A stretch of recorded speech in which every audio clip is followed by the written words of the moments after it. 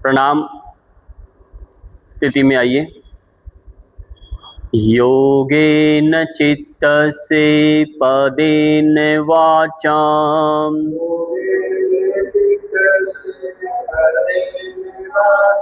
मलं शरीरस्य च वेद्यकेन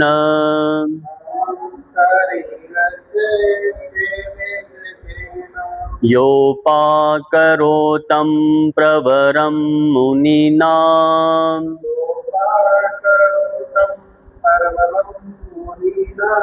पतंजलि प्राञ्जलिरानतोऽस्मि।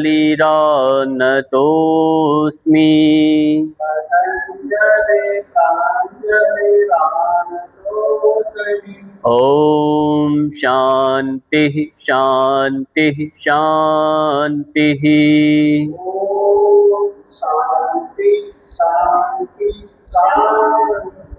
विश्राम दे दें। ये जो हम प्रार्थना करते हैं, नियमित करते हैं, तो इस प्रार्थना से अभिप्राय ये है कि योगेन चित्तस्य, योग से हमारा चित्त का शुद्धि होता है। और ये दोष जो है नेत्र विकार का, ये इसमें एक भाग हमारा चित्त का शुद्ध होना ही होता है। जब हम तनाव लेते हैं, मन अशांत रहता है, तो उसमें कारण आपकी आंखों पर भी पड़ता है।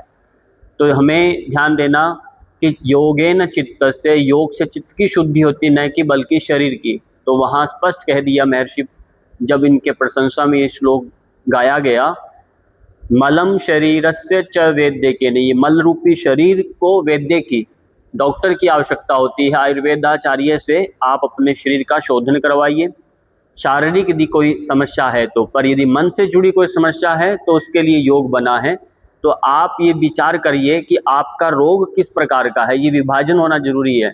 यदि ये समझ नहीं है तो आपका उपचार नहीं हो सकता। भले वह शारीरिक रोग हो और उसमें मुख्यतः उसमें भूमिका मन की ही रहती है, इसलिए योग को एक वैकल्पिक चिकित्सा के रूप में सबने स्वीकारा है। क्योंकि मन से यदि व्यक्ति हार जाता है तो उसका प्राण सक्रिय नहीं हो सकता, और प्राण के बिना आपका शरीर स्वस्थ नहीं बनता। इसलिए मन मुख्य हो जाता है, मन सूक्ष्म है।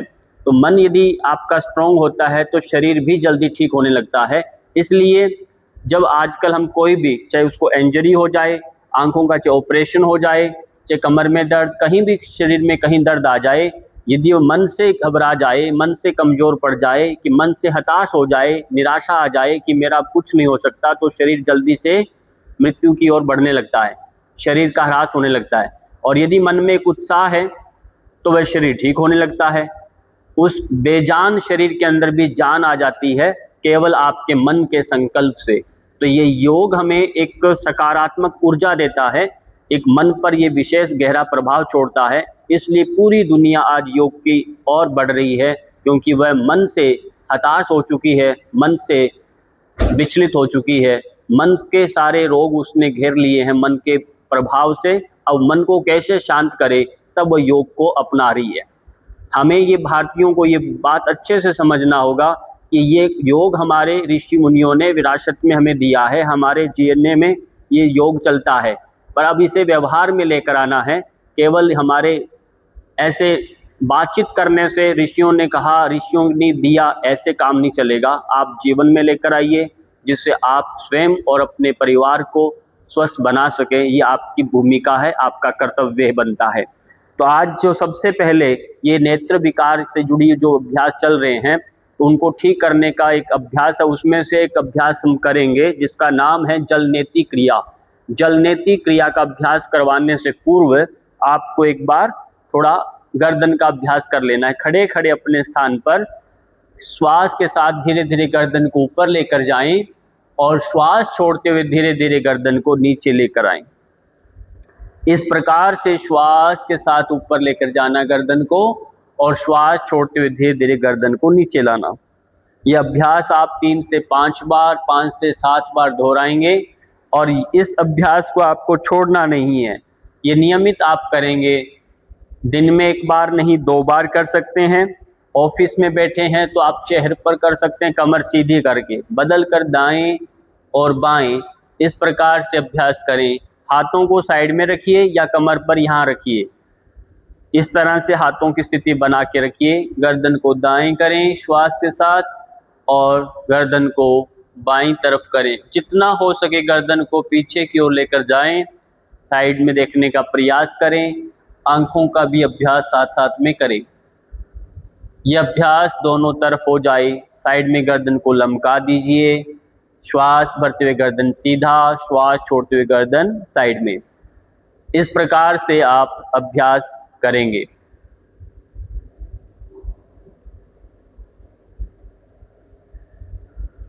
ऐसे करने से गर्दन की मांसपेशियां स्ट्रॉन्ग होती हैं।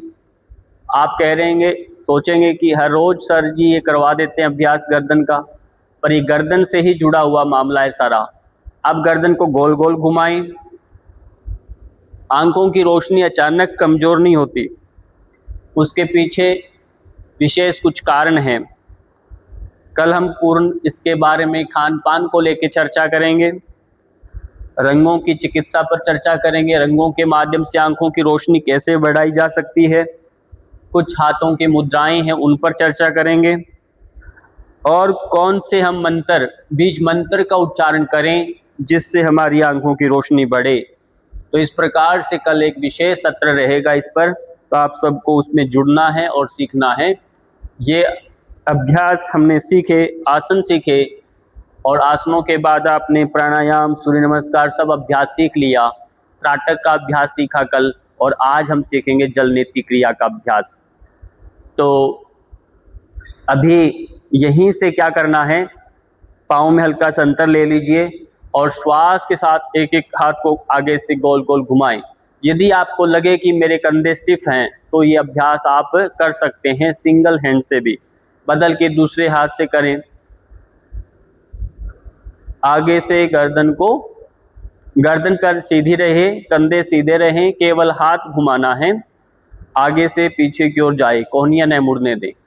फिर बदल के एक साथ दोनों हाथों को घुमाएं, गोल गोल घुमाएं, श्वास भरते हुए जाएं, छोड़ते हुए नीचे,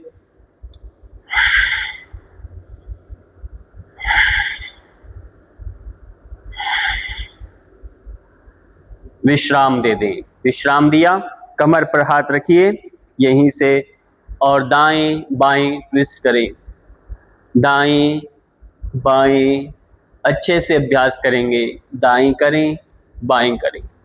यह अभ्यास दोनों तरफ आप करेंगे।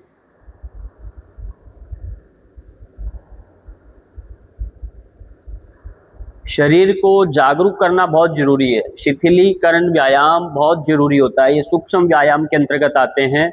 ये सूक्ष्म व्यायाम, यदि आपसे आसन नहीं हो पाते तो आप सूक्ष्म व्यायाम करें। ये सब अभ्यास कर सकते हैं, इसमें कोई व्यक्ति ऐसा नहीं होता जो नहीं कर पाता, बड़ा कम इसमें संख्या मिलती है हमें। विश्राम दे दें। अब यहीं से थोड़ा सा आगे सामने हल्का सा देखते हुए झुकें और श्वास भरते ऊपर आ जाएं, और श्वास छोड़ते हुए हल्का सा पीछे जाएं। श्वास भरते ऊपर आएं, श्वास छोड़ते हुए सामने की तरफ जाना। देखना नीचे नहीं है, कितनी बार समझाया, नीचे नहीं देखना, देखना कहाँ पर, सामने देखना। बात को तुरंत याद कर लेना है, और जितना जल्दी याद कर पाएंगे, भूलेंगे नहीं, तो आप उतने ही जल्दी शिक्षक बन जाएंगे। बार बार भूलने की जो प्रवृत्ति है, यही तो गड़बड़ है। जितना जल्दी स्मरण हो जाए तो उसी से आपका समाधि लगेगा। स्मृति ही ध्यान बन जाती है। स्मरण आ गया, ध्यान आ गया, तो हमें स्मृति बन जाए, हमारी अच्छी याद बनी रहे, और वो ध्यान में फिर आपको यही अवेयरनेस रहती है। विश्राम दे दें, विश्राम दे देंगे। घुटने एक बार देखिए, 1 2 3 4 5 6 7 8 9 10। पाँव की एड़ियाँ उठाएं, 1 2 3 4 5 6 7 8 9 10। 1 2 3 4 5 6 7 8 9 10। पाँव के पंजों से, पाँव के अंगूठे को दबाने से हमारी आंखों की रोशनी बढ़ती है। बात ध्यान रखिए, पाँव के जो पंजे होते हैं, पाँव के अंदर भी हमारा पूरा शरीर का एक नियंत्रण रहता है। पूरे पाँव के तलवों में, हथेलियों में, पूरे शरीर के एक्यूपॉइंट्स होते हैं। तो इसलिए पाँव की उंगलियों के अभ्यास करना बहुत ज़रूरी हो जाता है। घर में यदि आपके एक्यूप्रेशर का यदि रखा हुआ है तो उसके ऊपर भी आप खड़े हो सकते हैं, जो फिट रहता है, एक जिसमें कांटे कांटे से होते हैं बिल्कुल, तो ना उस एक्यूप्रेशर वाले फिट पैड के ऊपर आप अपने पैरों को रख करके अपने को ठीक कर सकते हैं, विश्राम दे दें। तो वो लेकर आइए।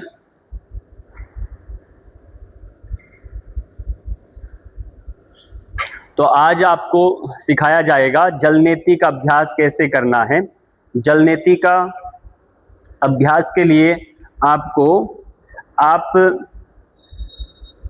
किसी भी स्थान पर खड़े हो सकते हैं। खड़े होकर के आगे झुकना होता है और यहाँ रखेंगे, और उसके लिए आप देख रहे हैं एक ऐसा जलनेति पोट ले लेंगे, और पोट लेकर के एक ये सूत्र नेति होता है, इसे हम रबड़ नेति बोलते हैं, सूत्र नेति नहीं है। इस रबड़ नेति का अभ्यास करेंगे और जिससे आंखों की रोशनी स्पीड से बढ़ती है। इसको पहले आपने धो लिया है और पानी के पतीले के अंदर पहले से आपने गर्म पानी रख लेंगे।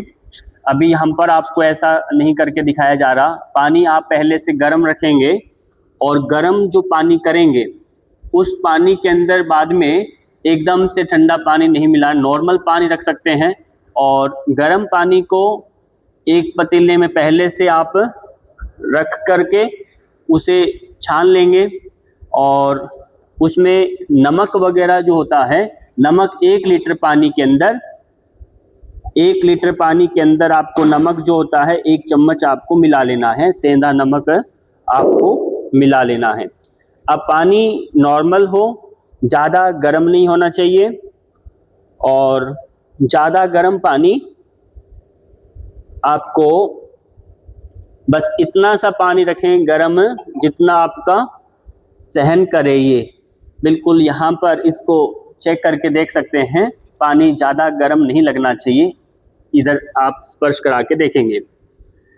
उसके बाद जलनेति, आपने कोरोना काल में देखा जलनेति का प्रयोग बहुत ज़्यादा हुआ था। हमारा जिसको भी साइनस की प्रॉब्लम रहती है, नाक से जुड़ी हुई एलर्जी रहती है, छींकें आती हैं, तो उन सब में जलनेति का प्रयोग किया जाता है। और जिनको नींद की समस्या होती है, नींद नहीं अच्छी आती, बार बार चिड़चिड़ा स्वभाव रहता है, गुस्सा आता है, उसमें जलनेति का अभ्यास करवाते हैं। आंखों की रोशनी के लिए, विशेष रूप से दिव्य दृष्टि के लिए, आंखों की रोशनी के लिए जलनेति। यदि हम बड़ी सिटी में रहते हैं, दिन भर पॉल्यूशन में घूम रहे हैं, दिन भर हमारा पॉल्यूशन से नाक हमारी बाहर से एयर लेती है, तो नाक का शुद्धि कैसे करें? तो उसके लिए जलनेति का अभ्यास रखा गया।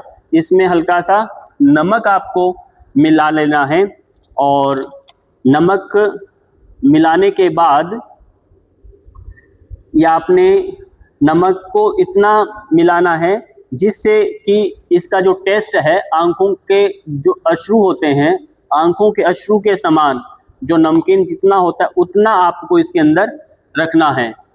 तो वो आपको मिला करके इस तरह से रखना। इसके अतिरिक्त ये जो है रबड़ नेति है, रबड़ नेति का अभ्यास हम करते हैं। और यदि आपके पास सूत्र नेति नहीं है तो रबड़ नेति का अभ्यास इसमें नहीं होगा। चम्मच लेके नहीं, अपन मेरा जो काला वाला बैग है ना उसमें चम्मच है, बीच वाले में होगा, जल्दी से लिया। तो ये जलनेति का अभ्यास करने से पूर्व एक बार आप क्या करेंगे, यदि आपके पास समय है तो जलनेति से पूर्व भी एक क्रिया होती है जिसका नाम होता है वमन क्रिया। यदि बीपी हाई नहीं रहता तो पानी हम पूरा पीते हैं, पानी पी करके हम पानी को निकाल देते हैं। ये वमन क्रिया जो होती है, ये आपके पेट के अंदर यदि एसिड बन रहा है उसके लिए अच्छा माना गया। यदि शरीर मोटापा है, मोटापा यदि होने की वजह से यदि आप उसको मोटापे को कम करना है, तब भी वमन क्रिया सप्ताह में आप 2 बार 3 बार कर सकते हैं। उससे भी आपका वजन 3 से 5 किलो महीने में अपने आप कम हो जाता है। यदि आप नॉर्मल है, कुछ तकलीफ नहीं है, फिर भी वमन करना है, ये बात ध्यान रखना है, सप्ताह में 1 बार। जिससे अतिरिक्त यदि गंदगी आपके पेट में स्टोर हो रही है, एसिड यानी जमा हो रहा है, पाचन कमजोर पड़ रहा है, वो अभ्यास करना, जिससे आपका चेहरा सुंदर रहे, आंखों पर या चेहरे पर फुंसियां न हो, आंखें खराब ना हो, तो वो वमन क्रिया एक अभ्यास करना। किसको नहीं करना, बस इतना ध्यान रखना है जिनको बीपी तेज है, बीपी का समस्या, हार्ट की समस्या रहती है, या पेट में स्टमक में अल्सर बना हुआ है, उस समय ये नमक का पानी यूज करके आप वमन नहीं करते। बस इतना आपको ध्यान रखना है। जब ये वमन क्रिया हो जाती है उसके बाद ताटक क्रिया का अभ्यास ज़्यादा किया जाता है तो ज़्यादा लाभकारी होता है। और ये जलनेति क्रिया करने के पश्चात, जलनेति करने के पश्चात जैसे हमने ताटक क्रिया का अभ्यास किया था, ताटक क्रिया का अभ्यास किया था, वैसे ही ताटक क्रिया का अभ्यास बाद में करना, क्योंकि आपने जलनेति जैसे करेंगे तो आंखों की अब गंदगी निकल जाती है, फिर आप ताटक क्रिया का अभ्यास करें तो और भी अच्छा हो जाएगा। तो आप सबसे पहले हम क्या करते हैं, सबसे पहले आपको सिंपल अपने स्थान पर ऐसे खड़ा होना है। खड़े होकर के ऐसे कमर को पाँव में अंतर ले लेंगे, थोड़ा आगे सीधे सीधे झुकेंगे, नाक में इनको सेट करके दाएं से धीरे धीरे, जैसे हमने गर्दन का अभ्यास किया था ये वाला अभ्यास, दाएं बाएं ऐसे, मैंने कहा कान को टच करो ऐसे, ये वाला जो अभ्यास किया था ना, यही वाला अभ्यास आप इसमें फॉलो करेंगे। गर्दन को ऐसे आगे करके ऐसे नहीं करेंगे, गर्दन आगे नहीं करना, ये बात ध्यान रखना है। गर्दन ऐसा है तो साइड में करेंगे। हाँ, पानी भरा हुआ है, बहुत ज़्यादा इसको नहीं करना, क्योंकि जैसे ये हम सेट करेंगे तो 3 से 5 सेकंड इसको लग जाता है पानी को दूसरी तरफ आने में। घबराना नहीं होता, हल्का सा मुख को खोल के रखना है, मुख से ही श्वास धीरे धीरे लेना, नाक से श्वास नहीं लेना होता। बहुत सरल है जलनेति। यदि आपके सामने यदि कोई व्यक्ति है उसको साथ में रख करके अभ्यास कर सकते हैं। यदि फिर भी कोई यहाँ जयपुर में है, कोई और विशेष पर्सनली इसको ऑनलाइन सीखना चाहता है, ऑफलाइन सीखना चाहता है, तब भी आप संपर्क डायरेक्टली हमसे कर सकते हैं। तो आपको अब इसमें कोई भी पोट रख लेना है और पाँव में अंतर है, नाक में हम सेट करेंगे और धीरे से गर्दन को झुकाना।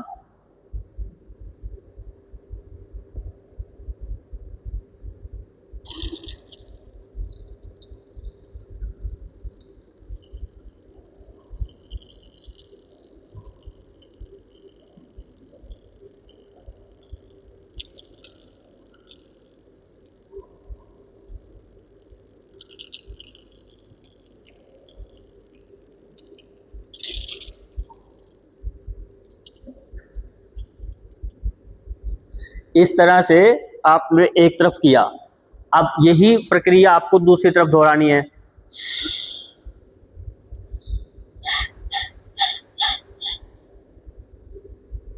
जल्दबाजी नहीं करना। पानी हो सकता है कि आपके बातचीत से, इधर उधर देखने से नाक से सीधा हल्का सा ऊपर जाता है, पर आपको बाद में इसका बताएंगे तरीका भी, कैसे पानी को भी निकालना है। इसी तरह से आपको दूसरी तरफ कर लेना है।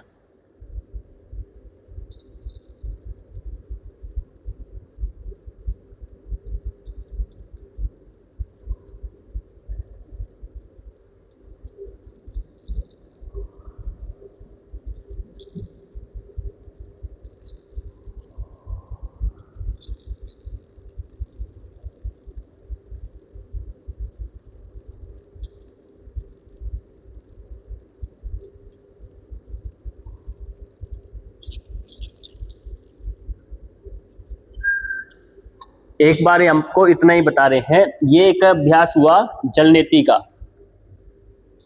जलनेति का अभ्यास पूरा करने के बाद आपको कपालभाति क्रिया का अभ्यास करना है। कपालभाति जो होता है वो पानी को बाहर फेंक देगा, श्वास नहीं लेना होता, और आप बैठे बैठे या खड़े होकर के हल्का सा आगे झुक करके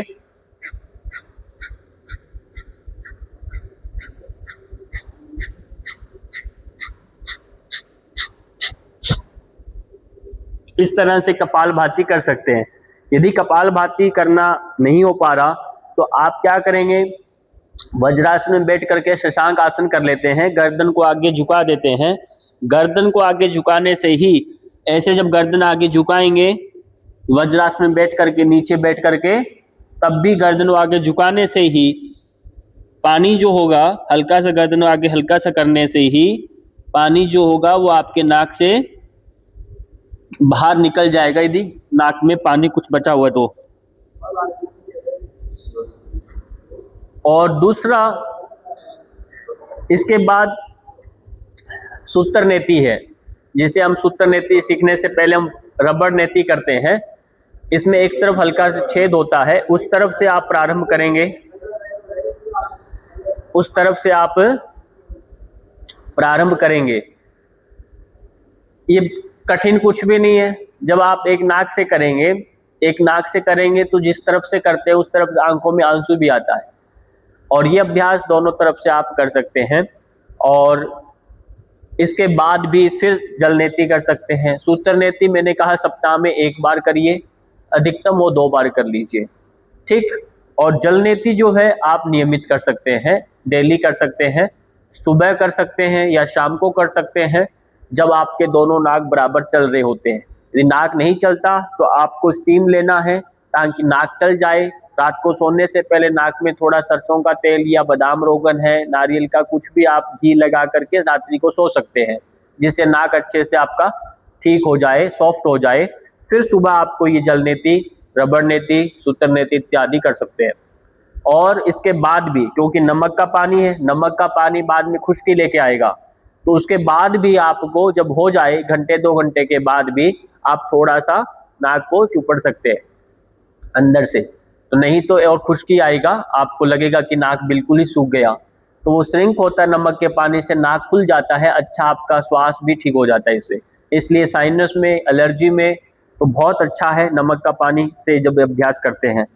अब ये सूत्र नेति है, कठिन कुछ भी नहीं है। आपको जिस तरफ से करेंगे हल्का सा मुख को खोल के रखना है, मुख में आएगा, ज़्यादा बड़ा नहीं, ऐसे जाएगा तो आपका यहाँ से होकर के इतना सा दूर जाएगा तो आपको मुंह में आ जाएगा ये, ठीक। इतना जाते ही मुंह में आएगा तो अपनी उंगली से हम इसको मुख से बीच में से निकाल के बाहर खींच लेंगे।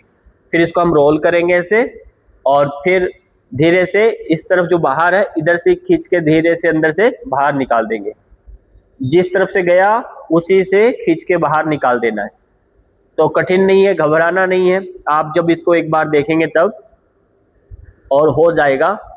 अब इसी को हम, जिसमें आपका नाक ठीक चल रहा है उस तरफ से आप कर सकते हैं इसको। हो सकता है प्रारंभ में जब करेंगे आप बहुत छींके आएंगी, कैसे घबराहट हो जाएगी, आधा जाएगा निकल आएगा, तो वो सब देखिए, ये सब वैसे तो ऑफलाइन प्रैक्टिकल सीखने का अभ्यास है, फिर भी आपको हम बता रहे हैं ऑनलाइन इस तरह से अभ्यास कहीं भी जाए, दिन में आप देखकर प्रॉपर इस विधि से भी आप कर सकते हैं, मिरर के सामने खड़े होके कर सकते हैं। पर जल्दबाजी, जबरदस्ती बिल्कुल नहीं करना।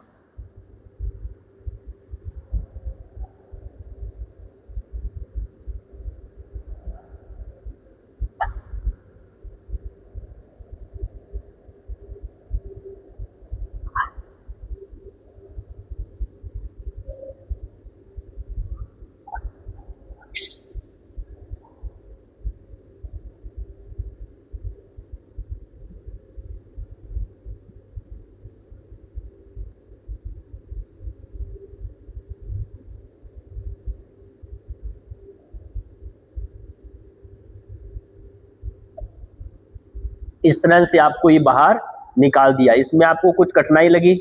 कुछ नहीं। हाँ, इस आंख में जरूर पानी आया होगा मेरे, ठीक। जिस तरफ से करते उस समय इस साइड से पानी आएगा। और इसके बाद आप इसको आराम से धो के रख दें।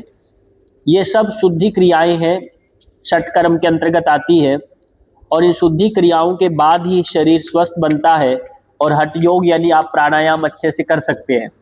जो हम डायरेक्टली प्राणायाम करते हैं, अब प्राणायाम जो करते हैं पर नाक चल ही नहीं रहा, समझ रहे हो, नाक चल ही नहीं रहा, तो नाक चलेगा नहीं तो प्राणायाम होगा कैसे, ये बताइए। तो इस तरह से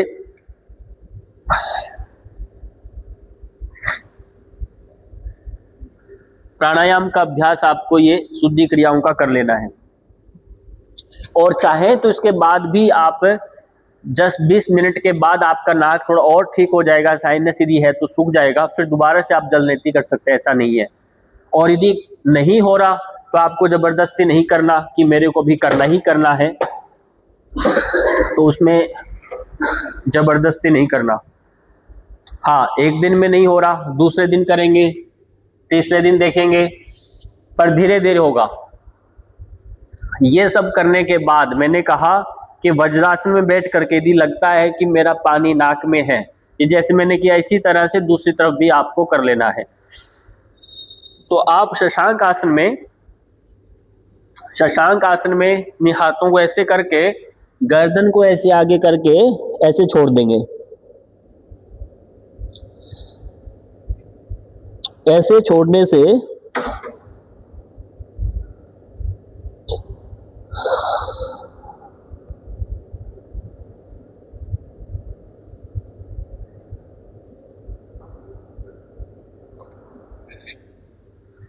ऐसे आपको छोड़ देना है।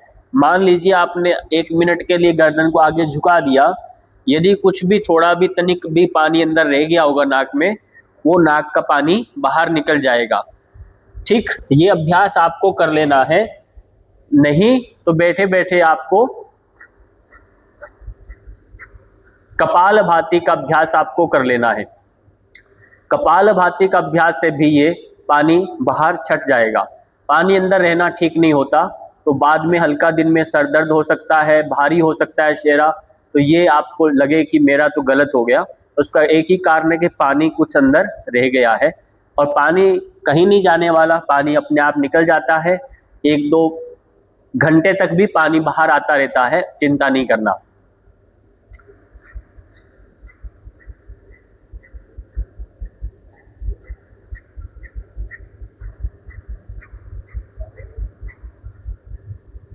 ये बहुत अच्छा है। जैसे आप करेंगे, आंखों का अपने आप बहुत हल्कापन आपको लगेगा, आंखें हल्की हो जाएंगी, अंदर जो मलिनता होगी, गंदगी होगी, वो सब बाहर निकल जाएगी। जैसे ही आंखों से अश्रुपात होगा तो आंखों की जो आईलिड्स जो है, अंदर से टीयर ग्लैंड्स है, वो एक्टिवेट हो जाती है। जो आईज मसल्स होती है वो एक्टिवेट हो जाती है। मसल्स में, नर्व में जो एक आकुंचन प्रसारण होता है, उस प्रक्रिया से आपका एकदम से तनाव निकल जाता है। क्योंकि जैसे कोई व्यक्ति रोता नहीं है, कैसे अंदर अंदर अपने गम को लेके रखता है, वैसे ही आंखें भी यदि अपने आप से टीयर ग्लैंड से आंसू न छोड़े, वो भी तनाव लेके रखती है।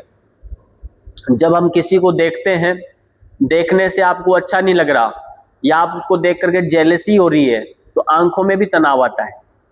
किसी को अच्छे को देखने से एक आंखों की अपने आप आंखें पुतलियां खुल जाती है, अच्छा लगता है, तो बड़ा आंखें खोल खोल के आश्चर्य से देखते हैं, बहुत अच्छा है।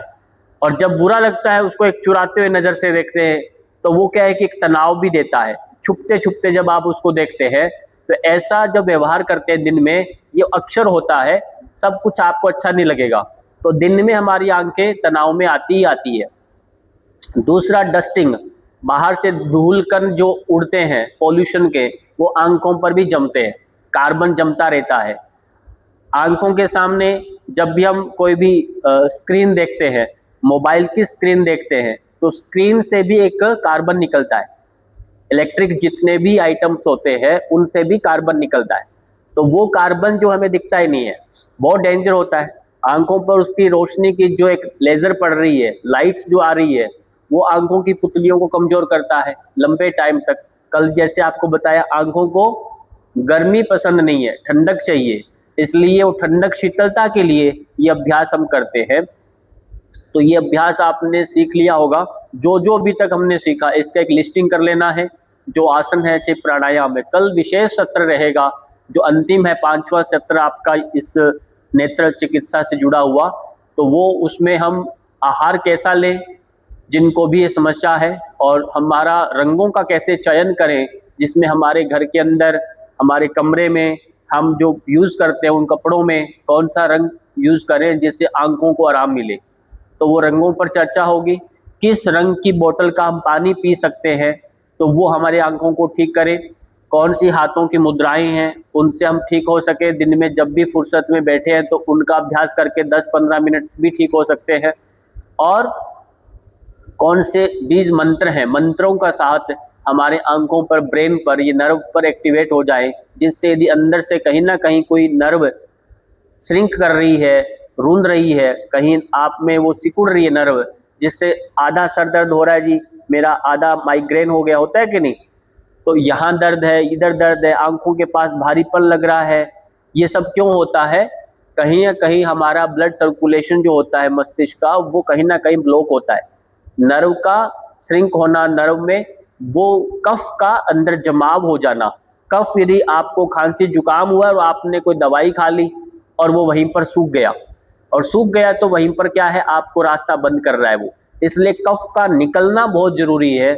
जब भी हम वमन क्रिया करते हैं, जलनेती क्रिया करते हैं, तब वो सारा का सारा कफ अंदर जमा हुआ रेशा जो होता है वो बाहर निकल जाता है और मस्तिष्क आपको बिल्कुल रिलैक्स फील होता है। ये बड़ा इसका विज्ञान है, क्योंकि मस्तिष्क के अंदर ऊपर वाला जो हिस्सा होता है, आयुर्वेद कहता है ये कफ प्रधान होता है, इसमें खूब कफ रहता है। यानी फेफड़ों से यहाँ से लेकर के ये आपका ऊपर का क्या एरिया है, कफ से जुड़ा हुआ है। इस फेफड़ों से यहाँ तक का हिस्सा आपका पित्त होता है, एसिड बना रहता है, इसके अंदर तेजाब बनता है। तेजाब सर में थोड़ी बनता है, तेजाब यहाँ बनता है स्टमक में, जहाँ जिसका स्थान है। नाभि से नीचे बड़ी आंत से लेकर के यह हमारा वात का एरिया है, वायु का एरिया होता है। यानी आपका जो धड़ है, यहीं से, पैरों में थोड़ी वात बढ़े, वात यहीं से प्रकोपित होता है, पान वायु, फिर पाँव में, कमर में, कंधों में, पूरे शरीर में वात फैलता है। वात बहुत सूक्ष्म होता है, कफ सूक्ष्म नहीं है। कफ एक जगह पड़ा रहता है, अभी आपके पैर में थोड़ी कफ आएगा, ठीक है, आपका कफ कहाँ पहुंच जाएगा, फेफड़ों में जम जाएगा, आपको टीबी हो जाएगा, अस्थमा हो रहा है, ठीक है, नाक में चलेगा, सर में जमेगा, पर हाथ में थोड़ी कफ जमेगा। कफ यानी मोटापा तो आएगा, पर रेशा जो होता है कफ का, मतलब आपको जो दूसरा कोल्ड, वो इधर नहीं आएगा।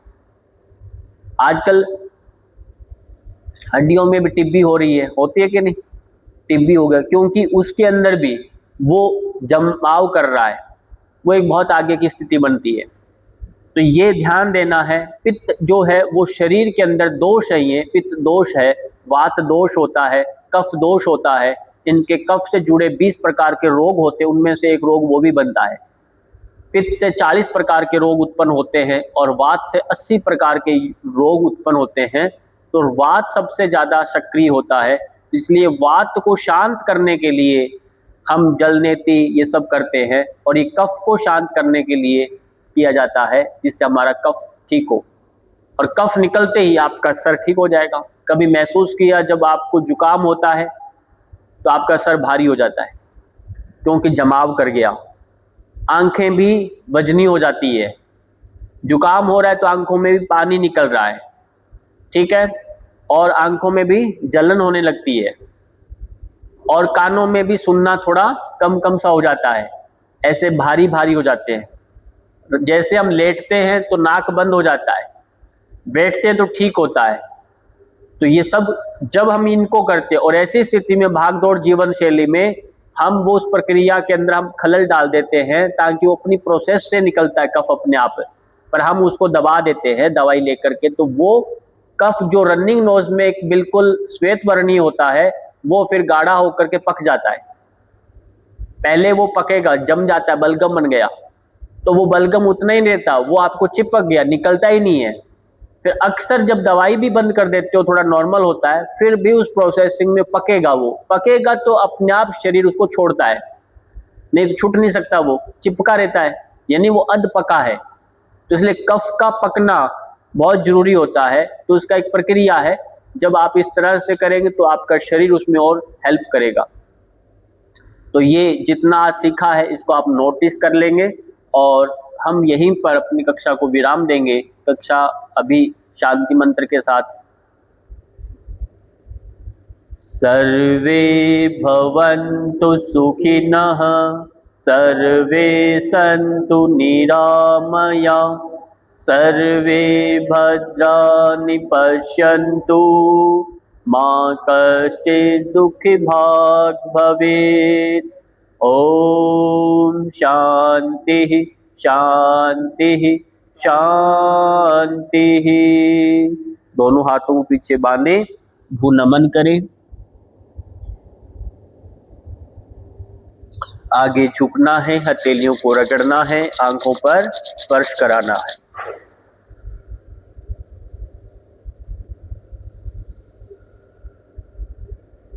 आंखें पलकाते झपकाते हुए खोलेंगे। इसी के साथ आप सबका बहुत बहुत धन्यवाद। नमस्कार, शुभ दिन रहे।